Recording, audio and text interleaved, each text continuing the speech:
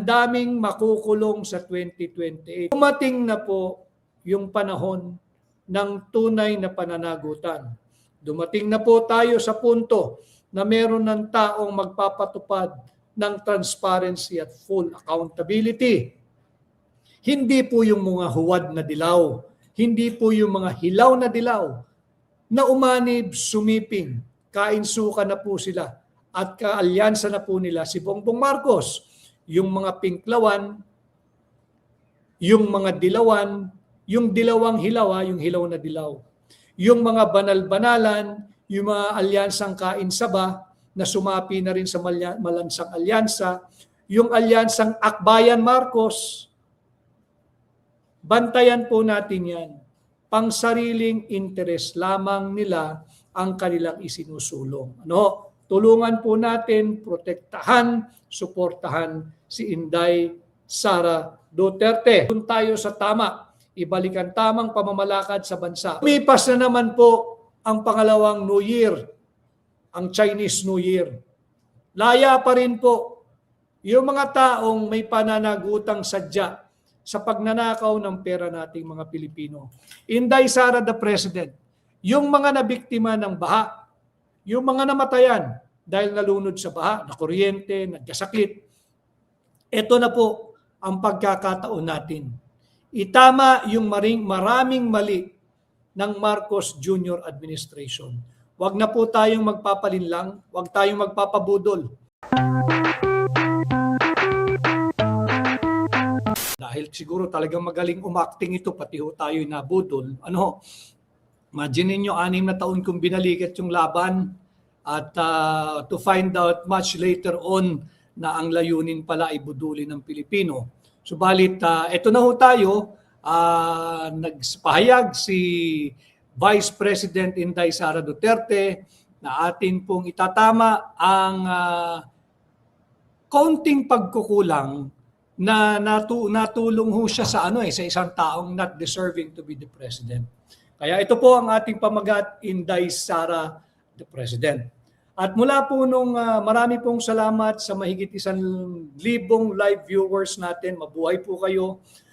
Mahalaga po na mag-live tayo agad sapagkat ang dami hong nag-mensahe kanina pa. Humihingi ng marching orders, humihingi ng gabay, humihingi ng instruction, humihingi ng ano raw po ang kanilang gagawin. Mainam po dito sa pagla-live, kaya po inagahan natin ngayon, dapat po 5 p.m. pa. Ginalaw ko na lang ho yung ating schedule ngayong hapon. Kaya inuna ko na ho kayo, lahat po ng sasali sa ating live na ginagawa ngayon sa Tinig Maisog. Sana ho ay magmensahe kayo ng mga idea, ng mga suggestion kung paano natin now that the Vice President Inday Sara, the President, nagdeklara na ng kanyang kahandaan at pag-alay ng kanyang buong buhay sa pagsisilbi sa bawat pamilyang Pilipino. Kinakailangan po natin siyang tulungan, protektahan natin si VP Inday Sara Duterte sapagkat bukod sa mga harassment, bukod sa mga legal na pananakot katulad ng impeachment. Pag-uusapan din natin yan. Mangungusap din po tayo sa mga mambabatas dyan sa House of Representatives, dyan din all the way hanggang Senado. Sapagkat mayroon malaki po yung implication ng pag-anunsyong ito ni Inday Sara the President ng kanyang kahandaan at pagbigay ng kanyang buong sa kasi sa ating saligang batas sa Article 7, in Section 5 or Section 7, Section 5, yun doon po sa panunumpa sa katungkulan, doon po talagang taimtim po yung panunumpang yun ng Presidente at Vice-Presidente na kanilang iniaalay ang kanilang buhay. Inihahandog, itinatalaga ang lahat ng kanilang lakas, talino, talento, buhay sa mamamayang Pilipino. Alam naman po natin ano ang nangyayari sa ating bansa ngayon sa ilalim ni Bongbong Marcos. Lahat ng mga kagaya ko na nagpapahayag ng katotohanan, sinasampahan ng kaso, tatakutin ng inciting to sedition, ng sedition, yung mga talaga namang Inday Sara Duterte supporter na nasa gobyerno, tinatakot, tatanggalin ka sa pagiging appointive official mo kung ikay na may halal, hindi ka bibigyan ng budget, pera-pera ho ang palakad eh. No? Kanya, mahalaga po na mapakinggan ko kayo ngayong hapon. Magpalitan po tayo ng kuro-kuro with this latest and the boldest declaration to date of the Vice President that she is seeking, she is running, she is making herself available as President this coming 2028. Balit alam ho ninyo, yung kanyang kahandaan, kahit ngayong araw, handa na ho maging Pangulo, si Inday Sara Duterte. No? Batiin ko lang yung nauna, si at Crescencio Prado 6121 at si at Comrade TV 6935. I see bright sunshiny day with the announcement of Inday Sara Duterte. I suppose yun ang kanyang konteksto, no? Si Ark Bonch, wala nang urungan to, suportahan natin to mga Bisaya. Bismin, nananawagan na rin siya, at si Atmay Beshi, tama po ito. At Comrade TV 6935, we need to protect Vice President Inday Sara Duterte. Marami pong salamat kay Erlene De Flores 7107 at Selen Garcia 1731. A blessed day to you too. Ngayon po ay unang araw pagsisimula hudyat ng Lent. Ngayon po ang sa mga Katoliko ay ang Ash Wednesday. Ito po'y hudyat ng pagsisimula ng Lenten season. Si at Let's Can 369, yes, let's go VP. Salamat po. Salamat sa mga ganitong suporta. Si at Iya_Simeon, yes, finally, nag-decide na si VP. Pati po ito, we'll take notice of this comment from at Iya_Simeon. Yung sabi po niya, yes, finally, nag-decide na si VP. Yun nga ho, yung matagal na nating pinag-uusapan dito sa Tinig Maisog.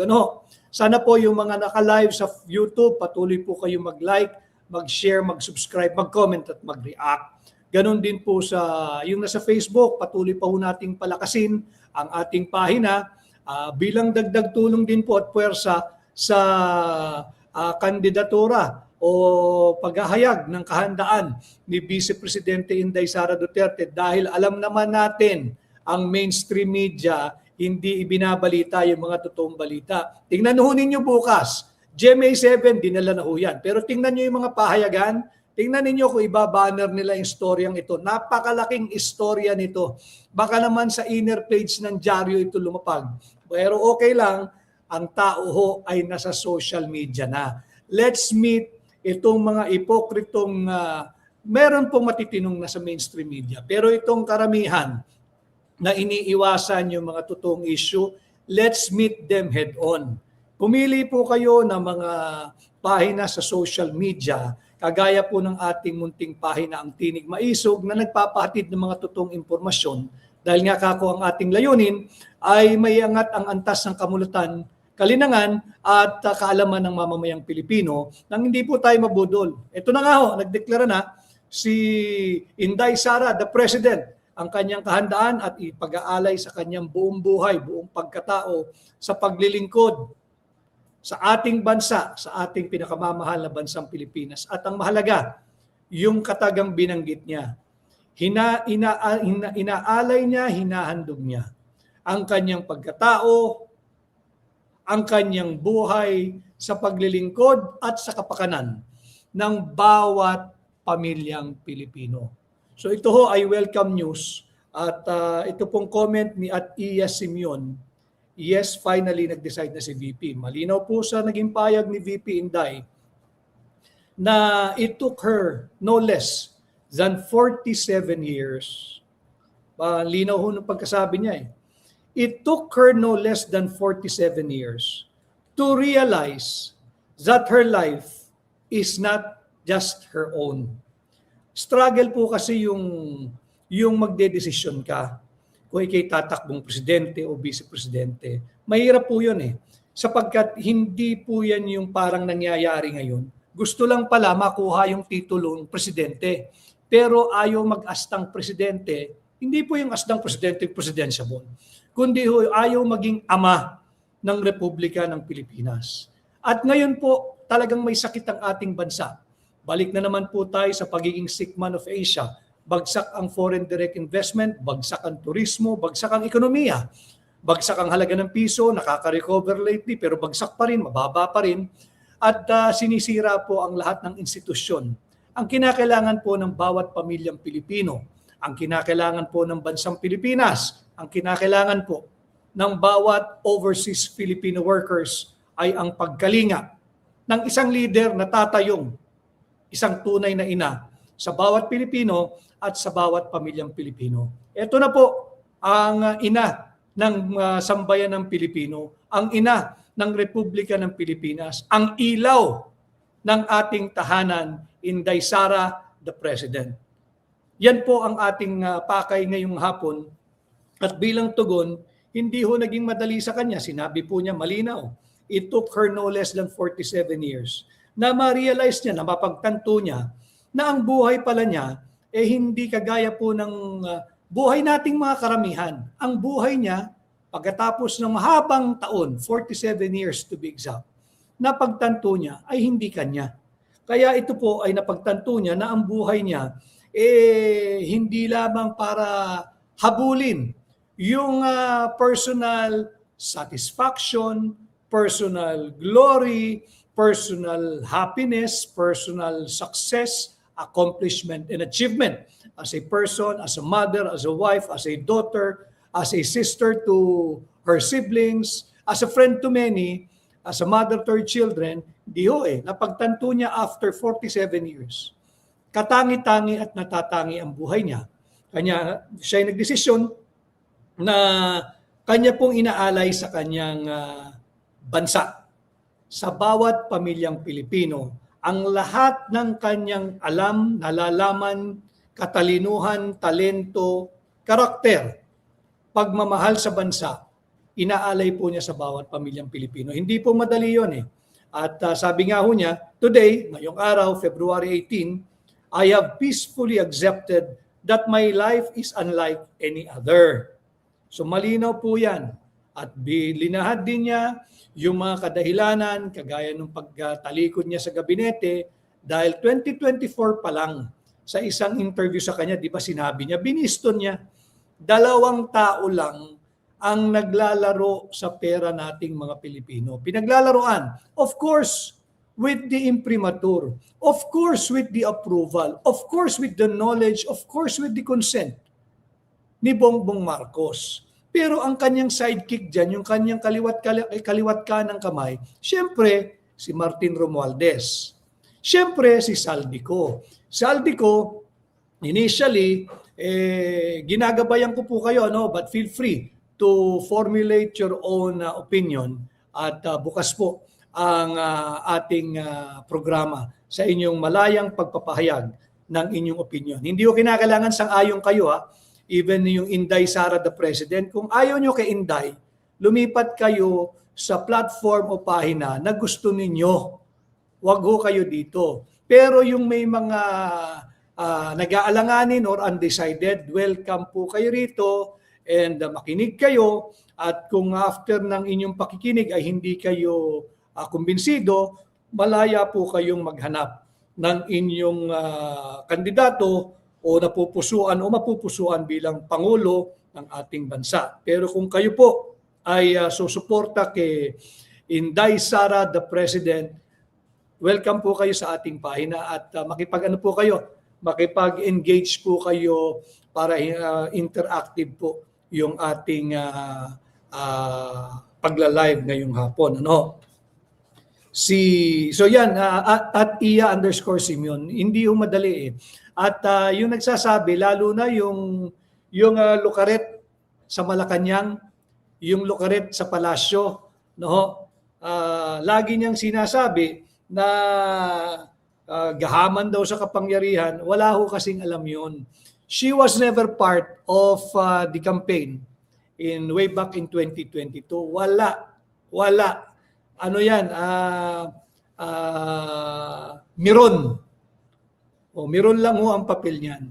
Nung pumasok siya, nung marami ng kaguluhan sa gabinete ni Bongbong, Siyempre, siya yung gahaman sa kapangyarihan eh. Gusto niya yung limelight, gusto niya yung camera, gusto niya yung surrounded siya siguro nung mga kusino-sino at nakakolorete kung ano-ano. Pera po ng taong bayan, yung araw-araw na ginagamit niyan.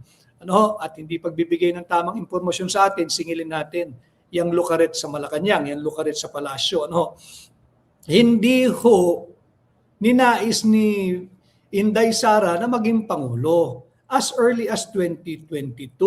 It took a lot of convincing for her to finally agree to consider running as Vice President, not as President. Nakita naman ho natin doon sa resulta, higit na malaki yung kanyang nakuhang boto o mandato sa bawat pamilyang Pilipino. Para ho malinaw tayo, si Inday Sara, si BP Inday Sara lamang ang paulit-ulit na bumabanggit at bumubulalas ng katagang yan. Bawat pamilyang Pilipino. Bawat pamilyang Pilipino. Bakit ito mahalaga na ulitin ko yung katagang bawat pamilyang Pilipino? Ito ho yung nasa kaibuturan ng kanyang puso. Ito ho yung nais niyang paglingkuran. Ito po ang kanyang poprotektahan. Ito po ang kanyang itataguyod para meron pa pong abutan. Yung ating mga anak, yung kagaya po naming mga bata pa yung mga anak, para po meron pang abutan na Pilipinas. Para po meron pang patuloy na mangarap o aspiration o ambisyon. Diba? Yun ang nais itaguyod ni Inday Sara, the President, ang bawat pamilyang Pilipino. Inuulit-ulit po natin ito bago pa gayahin, nakawin, hijackin ng kung sinong mapagpanggap na sasabihin siya'y nais ding maging Pangulo upang paglingkuran ang bawat pamilyang Pilipino. Yes, you heard that first from Inday Sara, the President. Kanya po natin inuulit-ulit. At bukod po dyan, ang linaw po nung naging buong pahayag ni BP Inday Sara, ni Inday Sara, the President, na yung ating mga overseas Filipino workers, yung ating mga Filipino migrants, pag kailangan kayo ng Marcos Jr. Administration, anong binibigay sa inyo? Sasalubungin kayo ni Bongbong sa airport, nakita naman walang pumapansin sa kanya eh. His presence in welcoming yung mga returning, whether for a brief holiday or returning permanently na overseas Filipino workers at Filipino migrants, hindi po yun ang hinahanap ng mga kapatid natin overseas Filipino workers. Ang hinahanap nila, yung panahon na panatag ang kanilang kalooban kahit sila'y nagpakalayo-layo upang merong pagkakitaan at kumita ng sapat na pera para maitaguyod ang kanilang pamilya. Subalit anong nangyayari ngayon? Balik na naman ang krimen, laganap ang illegal na droga. Yan din ang lalabanan ni Inday Sara, the President. Sabi nga ho niya, I cannot kneel before each and every Filipino to beg for forgiveness. Di rin niya ho kayang lumuhod at humingi ng kapatawaran sa bawat Pilipino. Tama po yun sapagkat sa 114 million Filipinos, paano mo luhuran lahat yun? Di mo naman nakakaharap lahat. Instead, hindi man siya makahingi ng kapatawaran sa bawat Pilipino. Ang kanya pong inaalay niya ang kanyang buhay, ang kanyang lakas, ang kanyang hinaharap, ang kanyang kinabukasan sa pagsisilbi sa ating bansa at ulitin ko sa bawat pamilyang Pilipino. Marami pong salamat sa mahigit maglilimang-libong live viewers po natin ngayong February 18, 2026 ang ating pamagat, Inday Sara, the President. So, kailangan po natin siyang tulungan. Para pong ito yung ginagawa natin sa Hakbang ng Maisog. Incidentally, I'd like to thank lahat po ng dumalo kahapon sa Hakbang ng Maisog Luzon-wide Leaders Forum, Leaders Meeting na ginanap po sa Maynila kahapon, maghapon, kahit po tayo ay nagdiriwang ng Chinese New Year kahapon, ay nagtatrabaho po ang maisog at isinusulong yung mga ikabubuti ng ating bansa. No? So maraming salamat sa lahat ng hakbang ng maisog na dumalo po sa ating ginawang Luzon-wide Leaders Forum kahapon. So yun din at ang sinabi rin niya na meron pa siyang takot para sa ating mga anak, para sa inyong mga anak, para sa aking mga anak, para sa mga batang Pilipino.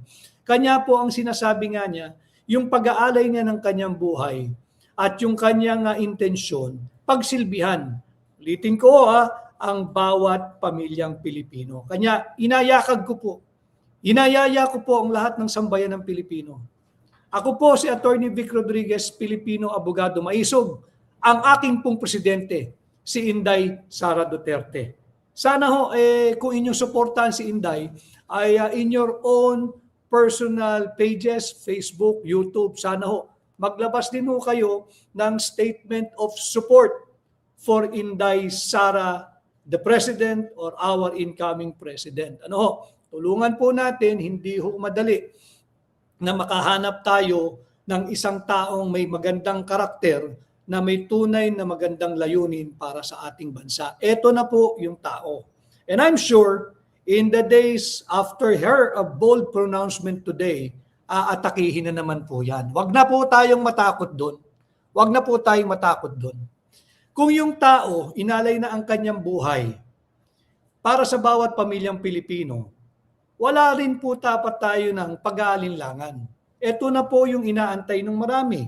Na tatakbo ba yan, Attorney Vic? Baka naman hindi tumuloy, hesitant, ambivalent. Ito na po iyon Kagaya po nung naging pahayag ni @Iya_Simeon. Yes, finally nag-decide na si VP. Now that she has finally made known at nagproklama siya na kanyang inaalay ang kanyang buong pagkatao at buhay sa bawat pamilyang Pilipino. Tulungan po natin si Inday Sara, si Vice President Inday Sara. Magpalabas po kayo ng kukunin natin ito. I'd like to address this. Si Mark's Dishes. Hanggat nandyan si George Garcia sa Comelec, matik dadayain nila si Sara. Mark's Dishes at mga katulad mo, at ako rin, guilty Mark's Dishes, na may ganyang sentimiento, let us drop that defeatist attitude. In fact, pag naglabasan kayo, and I feel with this announcement of VP Inday Sara the President, and nakikita ko sa aking harapan ngayon, 5,000 mahigit na live viewers.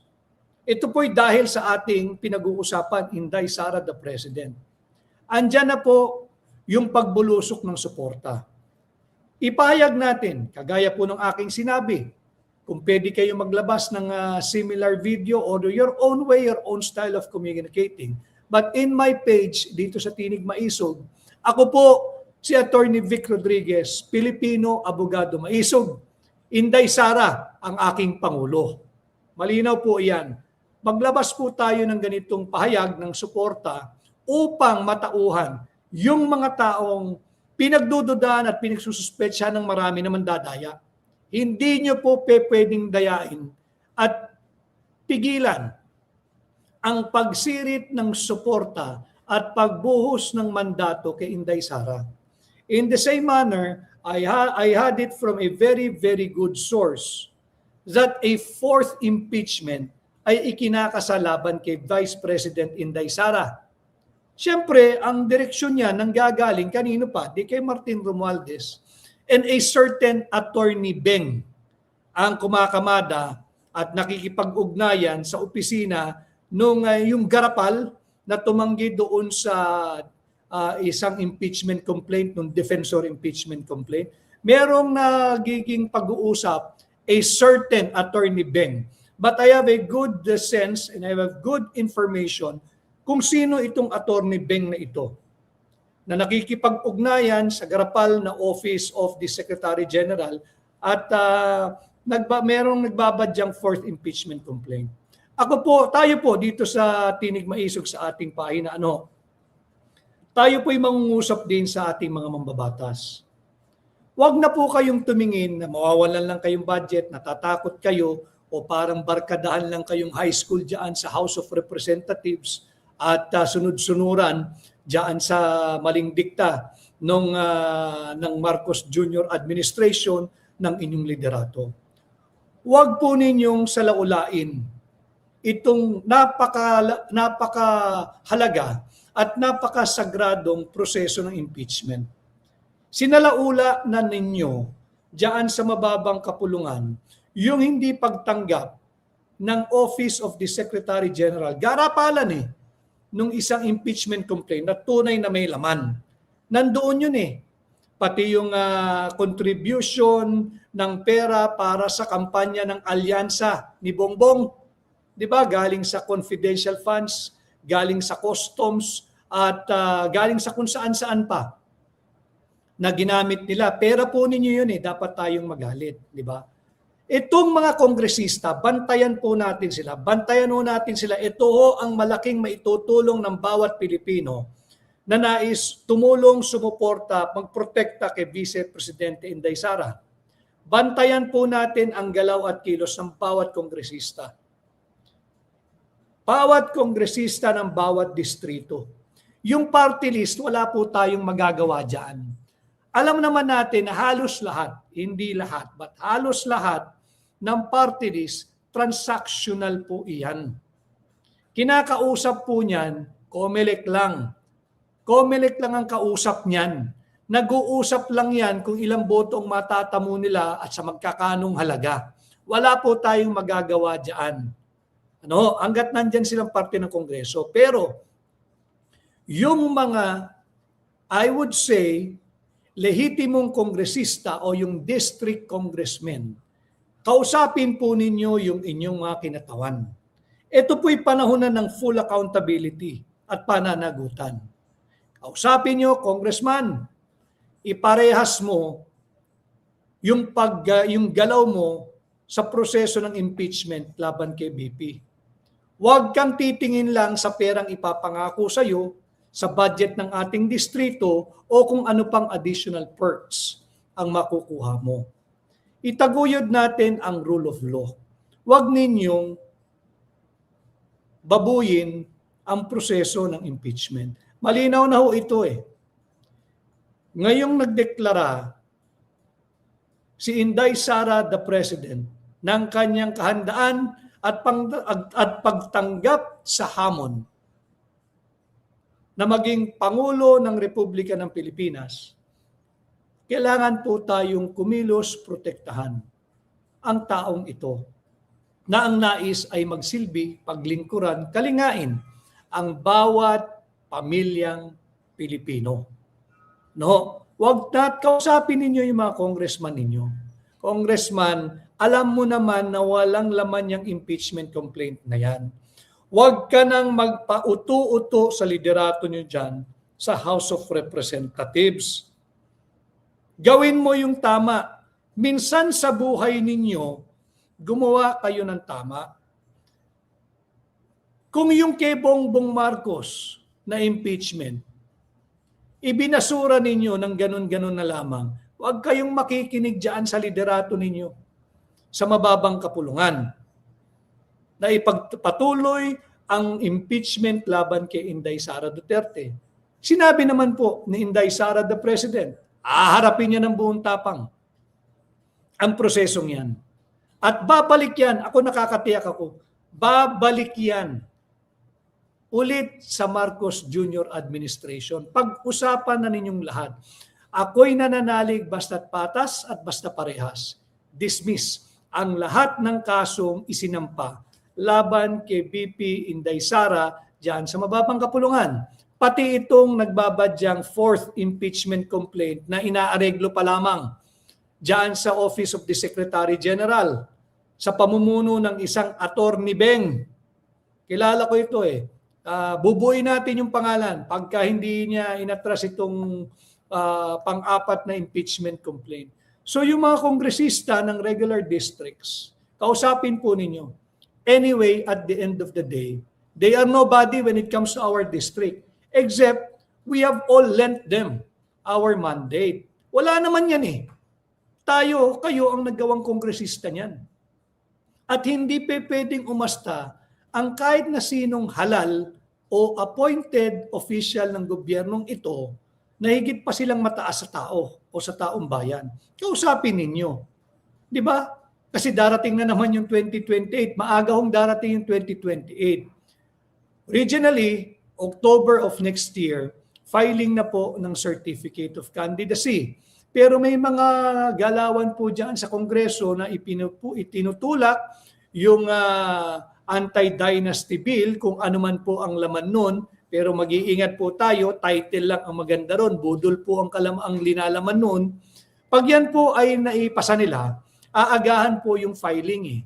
July of next year, maaari na pong magkaroon ng filing ng Certificate of Candidacy.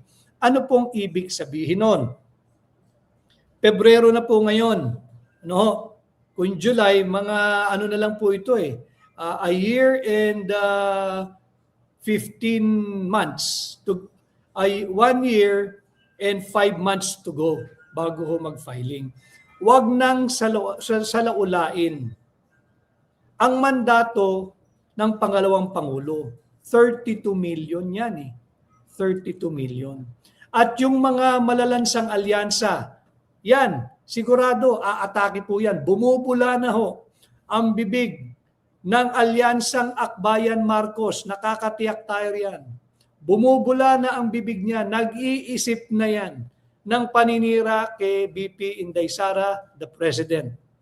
Yung alyansang Pink, Dilaw at Marcos, bumubula na rin no ang bibig niyan kung paano banatan si Inday Sara, the President. Yung alyansang Makabayad, Marcos, bumubula na rin ang bibigyan at nag-iisip na ng mga panibagong gimmick o ideyan kung paano siraan si Inday Sara, the President. So tayo po na sang-ayon po kayo sa paghahandog ni Inday Sara, the President, ng kanyang buhay upang paglingkuran ang bawat pamilyang Pilipino. Malinaw po yung kanyang mensahe. Ang kanyang nais paglingkuran ay ang bawat pamilyang Pilipino. Hindi po kagaya ng alyansang Akbayan at Marcos. Yung alyansa ng Akbayan at Marcos, ang nais nilang paglingkuran, sila-sila lamang. Diba? Sila-sila lamang. Meron nga po nagpadala sa akin na ultimo yung si Congressman Eli San Fernando, kaibigan ko ito full disclosure, ng Kamanggagawa Party List. Tayo po'y tinulungan at talaga namang nasa likod natin din ang Kamanggagawa Party List. Siya po ay kinontra nung Pangulo nung Akbayan. Di ba? Na ang tao raw, sabi nung Pangulo ng Akbayan, the people deserve accountability. Correct, tama ho siya. Kailangan pong marating natin ang pananagutan. Tama. Bakit ang Akbayan tahimik sa korupsyon at kurakot ni Bongbong Marcos? Kasi po nabuo na yung malansang alyansa ng Akbayan at Marcos. Huwag po kayong maniniwala sa mga yan. Yung kanilang senadora, itong Akbayan, huwag po kayong maniniwala dyan. Interest po nila yan. Makikita at malinaw. Si BP Inday Sara ho, linabanan po nito ang insurgency sa Davao. And it was during her stint as city mayor of Davao that Davao City was declared insurgency-free. Kaya marami pong mga komunistang galit dito kay Inday Sara, the President. No? Kaya nga, ultimo, yung Pangulo ng Akbayan, pinuna po si Congressman Eli San Fernando.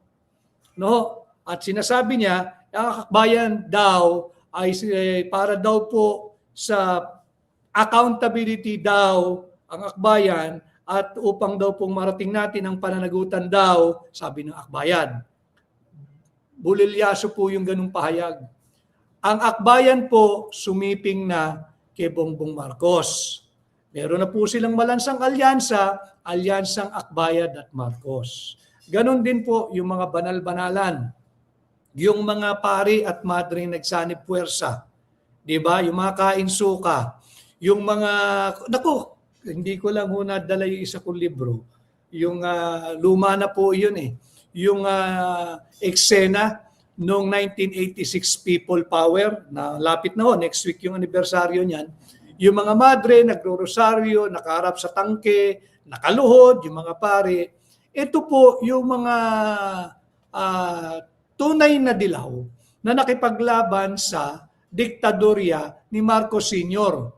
Ngayon, itong mga hilaw na dilaw, gamit pa rin ang same old playbook, same old clothing nila na nakamadre, nakapari, yung isa nga dyan, si Flavi, si Padre Flavi, binasbasan pa yung kanyang bulilyasong complaint criminal complaint laban kay Inday as if naman magiging legitimate yung illegitimate complaint. Kasama din niya siyempre yung puwersa ng Akbayad, hindi ba? Ito po yung mga kainsuka. Si Marcos, yung pamilyang Marcos, kasama na si Bongbong Marcos, nalalaman ko ito. Bakit? Ako ho yung kasama ni Bongbong Marcos lang bago kami nagdeklara noong 2022. At noong 2022, ako po ang sumasagot at tumaharap sa mga ito. Kung banatan po nila si Bongbong Marcos noong 2022, ganon-ganon na lang. Ay sagad do hanggang buto. Talagang sagad hanggang buto. Alam yan ng bayan, ng makabayad, ng alyansang kain saba. Banat ng banat kay Bongbong yan.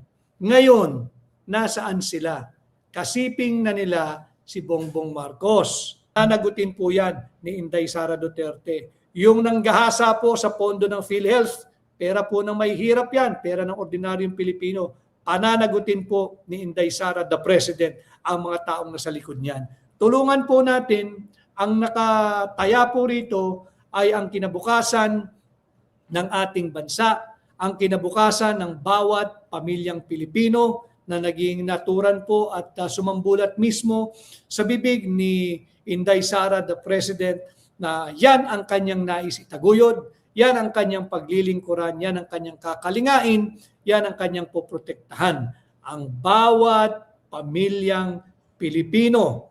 No, malinaw po yan sa naging kataga ni Inday Sara, the President. Ang daming makukulong sa 2028. Tama po yun. Dumating na po yung panahon ng tunay na pananagutan.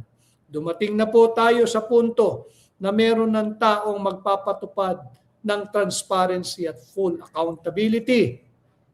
Hindi po yung mga huwad na dilaw, hindi po yung mga hilaw na dilaw na umanib, sumiping, kainsuka na po sila at kaalyansa na po nila si Bongbong Marcos. Yung mga pinklawan, yung mga dilawan, yung dilawang hilaw, yung hilaw na dilaw. Yung mga banal-banalan, yung mga alyansang kainsaba na sumapi na rin sa malansang alyansa, yung alyansang Akbayan Marcos, bantayan po natin yan. Pangsariling interes lamang nila ang kanilang isinusulong. Ano? Tulungan po natin, protektahan, suportahan si Inday Sara Duterte. Si at Pedro Batu 5257, marami pong salamat. Kay Jean G1, marami pong salamat. Si at Bokyo 85, tapang at malasakit, doon tayo sa tama. Ibalik ang tamang pamamalakad sa bansa. Lumipas na naman po ang pangalawang New Year, ang Chinese New Year. Laya pa rin po yung mga taong may pananagutang sadya sa pagnanakaw ng pera nating mga Pilipino. Inday Sara, the President, yung mga nabiktima ng baha, yung mga namatayan dahil nalunod sa baha, na kuryente, nagkasakit, ito na po ang pagkakataon natin. Itama yung maraming mali ng Marcos Jr. administration. Huwag na po tayong magpapalinlang, huwag tayong magpapabudol.